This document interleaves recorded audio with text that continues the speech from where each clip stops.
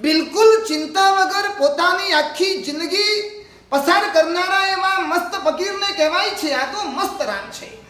કેવા રામ છે? મસ્ત રામ છે.